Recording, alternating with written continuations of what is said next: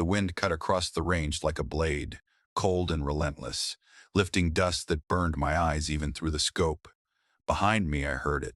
Low laughter, boots grinding into gravel, a quiet voice saying the distance was impossible.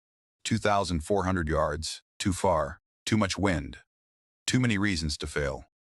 I shut it all out. Just like my grandfather taught me. Slow breath in. Hold. Let the noise fade until nothing existed but the rhythm of my heartbeat.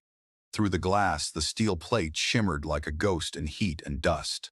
My finger rested on the trigger, calm but heavy, carrying years of silent training, cold mornings, and lonely practice no one had ever seen. Another soft chuckle came from behind me, certain, confident I would miss. I did not hurry. I did not doubt. I pressed. The rifle thundered, rolling across the valley like distant storm fire. 3 long seconds passed. Then the steel rang sharp and clear. The laughter vanished, and in that silence a 10-year record was gone. Subscribe to my channel, Lady Veteran Stories, for more real military stories, and tell me in the comments where you're watching from. My name is Sergeant Emma Callahan, United States Army, but the shot that erased that record did not begin on that range. It started years earlier, in a place most people would drive past without noticing, a small farming town called Red Willow, Montana. I was born there in the year 2001, raised on land that taught you early how to respect wind, weather, and silence. We were not the kind of family with medals displayed in glass cases. There were no framed photos in dress uniform, no dramatic stories told at holidays. My grandfather, Colonel Robert Callahan, had spent decades in special forces, but he carried his service the way some men carry scars, quietly, without explanation. He never taught me how to hate. He never taught me how to fight. He taught me how to wait. When I was 11 years old, he took me out before sunrise, frost still silver on the grass, and placed an old bolt-action rifle in my hands. It felt heavier than I expected, not just in weight, but in meaning. He knelt beside me and said something that shaped the rest of my life. Precision is not about pulling a trigger. It is about understanding the world. At that age, I did not fully understand what he meant, but he showed me. He showed me how wind bends grass before it touches your skin, how mirage rises off warm ground and distorts what you think you see, how patience is stronger than muscle. We would lie in open fields for hours without firing a single round. He would ask me to describe what the air was doing, where it shifted, how fast it moved. He made me close my eyes and listen. He trained my mind long before he trained my aim. By the time I was 18, I could read distance the way other people read street signs. I could feel a crosswind before it hit my cheek. But there was nothing glamorous about my life. After school, I worked at a hardware store and waited tables on weekends. My mother struggled to keep the farm from folding under debt, and I learned early that responsibility comes before comfort. No one in Red Willow knew what my grandfather had done overseas. To them, he was just an older man who kept to himself and fixed fences when storms knocked them down. To me, he was discipline in human form. When he passed away, it was sudden. No long speech, no dramatic goodbye, just a quiet hospital room and the steady beep of machines that could not fix what time had taken. After the funeral, I was given his rifle and a sealed envelope. My name written on the front in his careful handwriting. Inside was one sentence: finish what I could not. That was it. No explanation, no instructions. For a long time, I thought it meant nothing more than carrying on his standards, living with integrity, standing straight. But the weight of that sentence never left me. In the year 2019, I enlisted in the Army, not because I wanted adventure, not because I wanted medals. I joined because I needed to understand what he had carried in silence all those years. I was assigned to Fort Timber Ridge, Wyoming. Wide open terrain, bitter winters, the kind of place that tests you without apology. Basic training stripped away comfort fast. Advanced marksmanship training felt different, familiar, like stepping back into those frost-covered mornings with my grandfather. I was smaller than most of the men in my unit, quieter than all of them. People underestimated me often. They assumed I would struggle with recoil, with endurance, with pressure. I never argued. I just watched. I learned the rhythms of my team, the strengths, the flaws, the unspoken fears that show up when fatigue sets in. I focused on consistency, on breath, on control. Years passed. Deployments came and went. Nothing cinematic, just work. Long hours, heavy packs, responsibility that never felt light enough. Then came the joint training evaluation that brought Navy SEAL snipers to our range. It was meant to be routine, a test of long-distance capability using updated equipment and environmental adjustments. Professional, competitive, controlled. Chief Petty Officer Daniel Mercer held the longest confirmed distance on that range for 10 years. Respected, skilled, deservedly confident. I did not arrive that morning thinking about breaking records. I came to qualify just like everyone else. But as I lay prone on that gravel, wind cutting across the valley, something felt different. Not dramatic, not loud, just heavy, like the air itself carried more than weather. I remember thinking before I ever touched the trigger that whatever happened that day would matter for reasons I did not yet understand. And I was right. The morning had started with a stillness that did not feel natural. The mountains around the range stood quiet, dark outlines against a pale sky. The only sounds were the low hum of generators and dry grass brushing against itself in the wind. On a long-distance range, silence is never comforting. It usually means something is about to change. Long-range shooting is not about steady hands. It is about reading what most people never notice.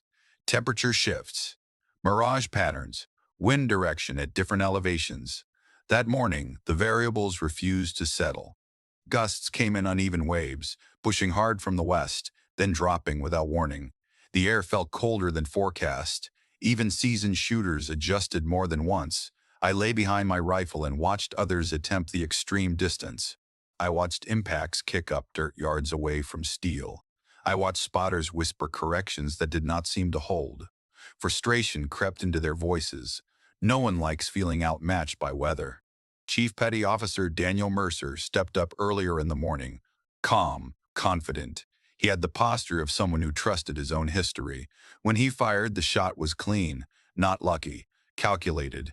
His impact confirmed his reputation. The men around him nodded in quiet approval. He had held that distance record on this range for 10 years. He earned it. When my name was called, I stood without drama and carried my rifle forward. I could feel eyes following me. Not hostile, just measuring. I heard someone behind me say, low enough to sound harmless, that this distance had humbled stronger shooters. I did not turn around. I sat up prone, elbows planted, bipod steady in the gravel. The scope settled on the distant steel plate, barely visible against the earth. At 2,400 yards, the target looked unreal, almost imagined. Then something shifted. The wind that had been unpredictable all morning eased into a pattern. It did not disappear. It balanced. The gusts aligned long enough to create a window. For most people, it would have looked like nothing changed. For me, it felt like a door opening for a few brief seconds. That is what snipers wait for. Not perfect conditions, just predictable ones. Still, as I adjusted my dope and checked my data, there was a weight in my chest I could not ignore. It was not fear of missing. I had missed before. Every shooter has. It was something else. A quiet sense that this shot was connected to more than pride or competition. I did not yet understand why that thought would not leave me. The range officer confirmed my position and wind call. As he spoke, clouds gathered fast over the ridge line. The light shifted, turning flat and gray. The wind picked up again, sharper this time. Someone suggested we postpone the extreme attempt until conditions stabilized. I surprised even myself when I requested permission to proceed. It was not ego. I had nothing to prove to the SEALs behind me. It was instinct.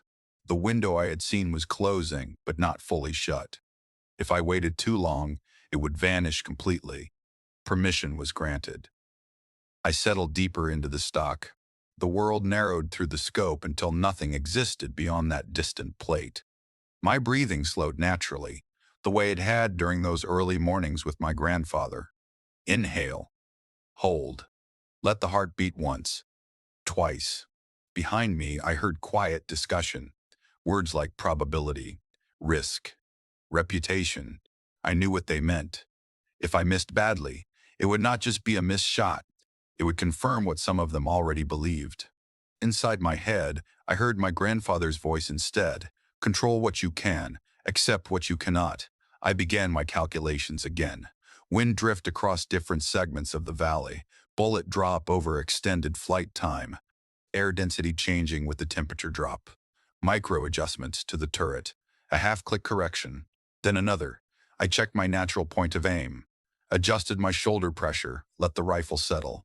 The target shimmered in the shifting air, barely more than a shadow. I did not feel rushed.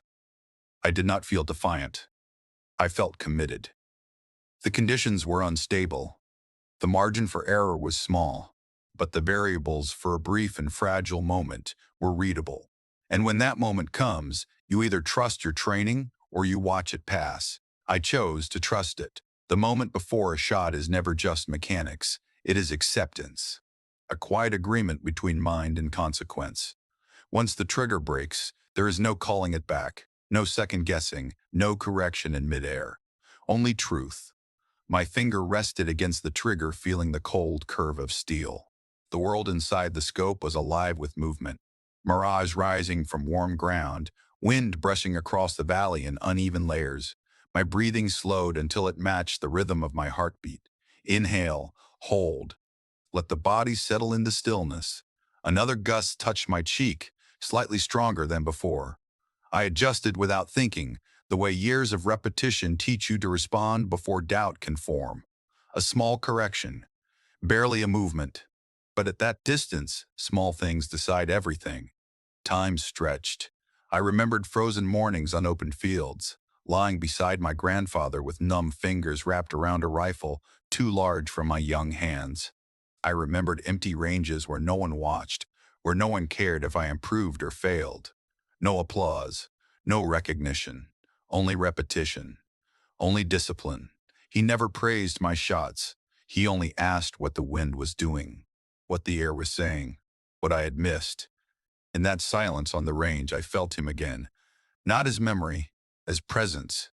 Finish what I could not. I did not think about records. I did not think about the men behind me. I thought about control, about patience, about responsibility. My breathing paused between two heartbeats, and I pressed. The rifle broke the silence with a deep, rolling thunder that echoed across the valley and faded into the mountains. Recoil drove into my shoulder, firm and familiar, grounding me in the moment. The rifle settled back into position and all movement stopped. The bullet was already far beyond me, cutting through unstable air, pushed and pulled by forces no shooter can fully command. Gravity dragged it downward. Wind tested its path. Time slowed into something heavy and endless. 3 seconds. On a clock, it is nothing. In that moment, it was everything. No one spoke. No one shifted. Even the wind seemed to hesitate, as if the world itself was waiting to see where truth would land. I stayed on target, watching through the scope, not breathing, not blinking. Then the steel plate moved. A sharp, clear ring cut through the valley. Not loud, but unmistakable. The sound of solid impact. The sound every sniper knows before confirmation is ever spoken. For a heartbeat, my mind refused to react. Training teaches you to verify, not celebrate. I held position, waiting for the spotter's call. Then the voice came, steady but changed. Impact, center. Only 2 words, but they carried weight beyond the range. Behind me, I heard a shift. Boots moving. A quiet exhale from someone who had not expected that outcome. The earlier laughter was gone, replaced by something quieter. Recognition. I slowly lifted my head from the stock, the world widening again beyond the narrow tunnel of the scope. The wind returned, brushing across the valley as if nothing had happened. But something had. Chief Petty Officer Mercer lowered his binoculars, his posture calm but thoughtful. He did not look defeated. He looked certain of what he had just witnessed. When our eyes met briefly, he gave a small nod. Not dramatic, not forced, just respect between professionals. Records exist to be broken. Every shooter knows that. But in that moment, it did not feel like victory. It felt like a threshold had been crossed.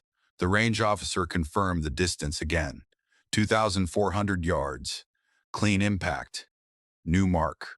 Voices around me remained low. Controlled. Professional. But the atmosphere had shifted completely. What had begun as routine training now carried quiet significance. I sat back, resting the rifle across my knees, letting the weight of the moment settle slowly instead of rushing it. My shoulder ached slightly from recoil. My hands were steady, but my chest felt heavier than before the shot, because deep down, I knew something. The shot was not the end of a story.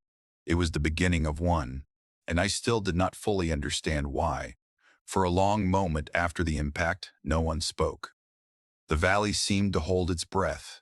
Even the wind, which had fought every shooter all morning, faded into a quiet whisper across the gravel.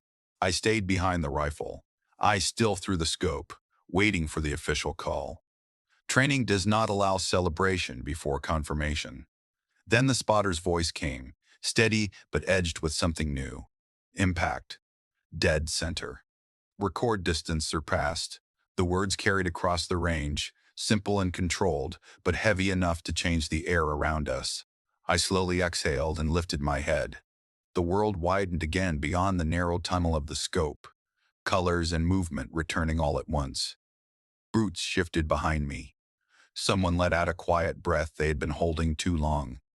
But there was no cheering, no applause. Only realization. Chief Petty Officer Mercer lowered his binoculars slowly, his posture calm, thoughtful. There was no frustration in his face, no bitterness, only respect. Earlier I had heard quiet laughter when I took position. Now there was only silence and acknowledgement. He gave me a small nod, the kind professionals exchange when words are unnecessary. I returned the nod without speaking, because inside, something felt different than I expected. I had imagined that breaking a record might bring relief, maybe pride. Instead, there was weight, not heavy like pressure, heavy like meaning, as if the shot had unlocked something rather than finished it. The range officer logged the data. Distance confirmed, conditions noted, equipment recorded. Procedure moved forward like it always does. Professional, methodical. But the atmosphere had shifted. What began as routine training had quietly turned into something remembered. I cleared the rifle, checked the chamber, and placed the weapon down carefully. My hands were steady, but my thoughts were not. A strange feeling had settled in my chest, the same one I had sensed before pulling the trigger. Not fear, not excitement, recognition. The day continued, other shooters stepping forward, the rhythm of training returning, but my mind remained distant. Every so often I caught someone glancing toward me, not with doubt anymore, but with curiosity. Respect is not loud in the military. It is shown in small, silent ways. Later, as the sun began to lower behind the ridge, painting the valley in fading gold, the exercise officially concluded. Gear was packed, reports prepared. The long shadows of evening stretched across the range. I thought the day was over. I was wrong. As I secured my rifle and prepared to leave, a junior officer approached quietly and told me that someone from intelligence wanted to speak with me. Not urgent, he said, just important. Those words stayed with me as I walked toward the operations building. The hallway inside was dim, lit by soft overhead lights and the low hum of equipment. I could hear my boots against the floor, steady but distant, like the sound belonged to someone else. The officer waiting for me was older, composed, the kind of man who had spent years carrying information heavier than most people could imagine. He did not waste time with small talk. He asked me to sit, then placed a sealed file on the table between us. My name was written on it. Emma Callahan. My chest tightened slightly, though I did not yet know why. He looked at me carefully before speaking. Your grandfather trusted you, he said. The words struck deeper than I expected. He opened the file and slid the first page toward me. Old records, classified, mission reports from years before I had ever worn a uniform. At the top of the document was a name I knew well, Colonel Robert Callahan, my grandfather. The room felt smaller as I began reading. Operations, locations, notes marked restricted, fragments of a story I had never been told. And beneath the surface of those records, something else, something incomplete. The officer spoke again, quieter this time. He discovered something before he died. Something dangerous. Something unfinished. My mind returned instantly to the envelope he had left me. Finish what I could not. For the first time, those words no longer felt symbolic. They felt real. And in that moment, I understood something with absolute clarity. The shot I had taken that morning was not just a record, it was a beginning. And from that evening forward, nothing in my life would ever feel simple again. That night felt heavier than any mission I had ever trained for. The operations building had emptied, lights dimmed, voices gone. Only the quiet hum of equipment remained, steady and indifferent. I sat across from the senior intelligence officer, the classified file resting between us like something alive. He did not rush. Men who carry truth rarely do. He opened the folder fully and turned it toward me. Inside were mission reports, photographs, and pages marked restricted. Dates from years before I had ever joined the Army, locations I had never heard my grandfather mention. At the center of it all was his name, Colonel Robert Callahan. But these were not stories of victories. They were fragments of something unfinished. The officer spoke in a low, steady voice. Your grandfather and his unit were assigned to a joint operation in a remote sector overseas. The mission was not just combat. It was investigation. They discovered irregular activity involving supply routes, private contractors, and missing equipment. I read slowly, absorbing each line. Reports of shipments unaccounted for, financial trails that did not match official records, communications flagged but never explained. Then came the part that tightened my chest. Names of soldiers listed as deceased under unclear circumstances, vehicle failure, training accidents, equipment malfunction, patterns hidden beneath official language. These were his team, the officer said quietly. Men he trusted. I turned another page and saw a photograph of my grandfather, younger, standing with his unit. Calm, focused, the same quiet strength I had known my entire life. Beneath the photo were handwritten notes in his careful script. He had suspected corruption, not rumor, not theory. Evidence. He gathered proof, the officer continued. Data copy from secured systems. Records linking supply chains to unauthorized transactions. He intended to expose it. I looked up, my voice steady but tight. Why didn't he? The officer paused before answering. Because one by one, members of his team began to die. The words settled into the room like cold air.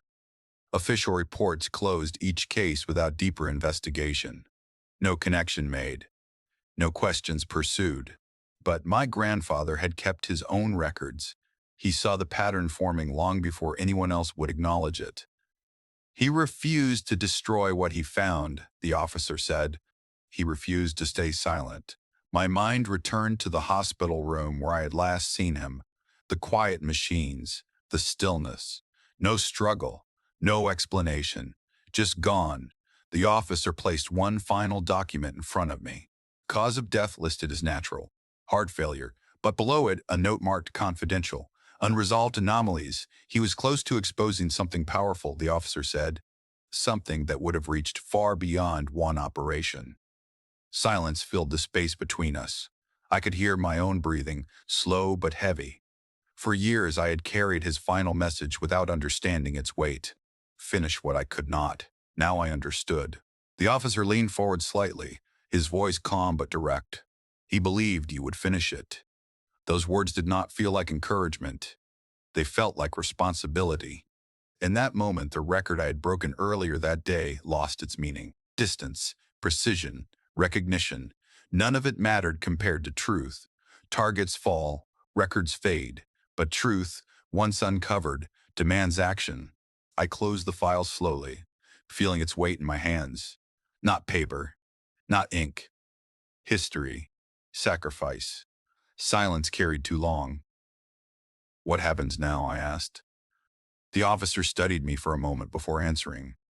That depends on you. There was no order, no command, only choice. I left the operations building late that night, the sky above dark and clear, the air colder than before. I stood outside for a long moment, letting the silence settle around me. I thought about my grandfather teaching me patience in frost-covered fields, about his steady voice correcting my breathing. about the discipline he carried without complaint. He had never trained me for applause. He had trained me for responsibility. The rifle on my shoulder suddenly felt heavier, not as a weapon, but as a symbol of everything he had passed down. My path had been simple before that day. Train, serve, improve, repeat, repeat. Now it was different. Now it carried purpose. The shot on the range had proven something about skill. But that night, I understood something deeper about duty, and from that moment forward, my life would no longer be measured by distance but by truth. Weeks passed, but the weight of that night never left me.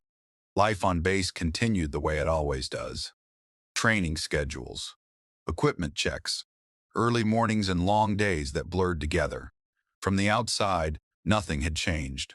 I still reported at dawn, still cleaned my rifle with the same care, still ran drills until muscle memory replaced thought. But inside, everything was different. The shot on the range had earned me quiet respect. I could feel it in small ways. Conversations stopped when I entered a room, then resumed with a different tone.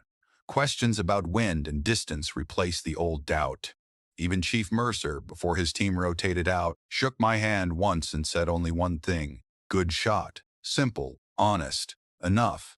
But respect was never the goal. Honor was. The file I had read did not leave my mind. Late at night, when the barracks grew silent and the noise of the day faded, I would sit alone and remember each page. Missing records. Broken supply chains. Men who had trusted my grandfather and paid for it. I began to understand that truth is not always buried by accident. Sometimes it is buried on purpose, and sometimes it waits. I requested access to historical mission archives connected to my grandfather's last deployment. Officially, my request was framed as research. Unofficially, I was following a path he had started years before. The process was slow, careful. Every document reviewed had to be justified, every connection verified. The military runs on discipline, and truth inside it must be approached with the same discipline. As weeks turned into months, patterns began to emerge. Not dramatic, not obvious. Small irregularities repeated across reports. Supplies listed but never delivered. Names appearing in multiple places without explanation. Contracts approved under unusual conditions. None of it alone proved anything. But together, it formed something undeniable. My grandfather had not imagined the corruption. He had found it. I did not speak of this to many people, not out of secrecy, but because truth grows stronger in silence before it is revealed. The fewer who knew, the safer the work remained. Only one senior officer stayed loosely aware of my progress, and even he spoke rarely, offering guidance without pressure. Through all of it, I kept training. Because skill is not separate from responsibility, the rifle remained part of my life, not as a symbol of records or recognition, but as a reminder of discipline. Every time I lay prone and watched wind move across open ground, I heard my grandfather's voice again. Control what you can. Accept what you cannot. Some days the weight felt heavy. Not fear, not doubt, just the understanding that truth often demands patience before it demands courage. Other days I felt calm, steady, certain that I was walking the path he had prepared me for long before I understood it. One evening, while reviewing old communications logs, I found something small but important, a data reference my grandfather had marked years ago. At the time, it had meant nothing to investigators. But now, with everything else I'd seen, it pointed toward a hidden link between supply records and private contractors operating beyond official oversight. It was not the end of the search, but it was proof that the truth still existed. I sat back in the quiet room, the faint glow of the screen lighting the walls, and felt something I had not expected. Peace. Not because the journey was over, but because I finally understood what my grandfather had meant. He had never trained me to be the best shooter. He trained me to stand steady when truth required strength, to remain calm when pressure tried to break focus, to choose honor when easier paths existed. Every mission I carried out after that felt different. Not louder, not more dramatic, just deeper, more connected to something beyond myself. Some victories are loud, crowds, applause, recognition, but the ones that shape you most are silent. They happen in empty rooms, in long nights, in moments where no one is watching and no one is cheering. They happen when you choose patience over pride, truth over comfort, honor over ease. The record on the range had proven my skill. The path I now walked was proving my purpose, and I knew wherever this journey would lead, I would not walk it alone. Because every steady breath, every careful decision, every silent step forward still carried the lessons of the man who had trained me from the beginning. Years have passed since that day on the range, but what stayed with me was never the sound of the rifle. It was the silence that followed. The kind of silence that settles deep and never truly leaves. Records fade with time. Distances are broken again. New shooters rise just like they always will. But that moment gave me something permanent. I learned that strength is not about proving others wrong. It is about standing steady when doubt surrounds you, and knowing exactly who you are when no one else does. The SEAL sniper did not lose that day. He simply lowered his binoculars and gave a quiet nod, because real warriors understand what matters. Respect is not taken. It is earned. Skill is built through discipline. Honor is chosen through action. And the loudest victories are often the ones no one hears. My grandfather once told me that the most important target is never the one you see through a scope. It is the one inside your own heart. Discipline when things are hard. Discipline when Symes feels easier. Responsibility when no one is watching. I still carry his rifle, not as a weapon, but as a reminder of everything he taught me. And I still remember the shot that changed everything. Subscribe to my channel, Lady Veteran Stories, for more real military stories, and tell me in the comments where you're watching from.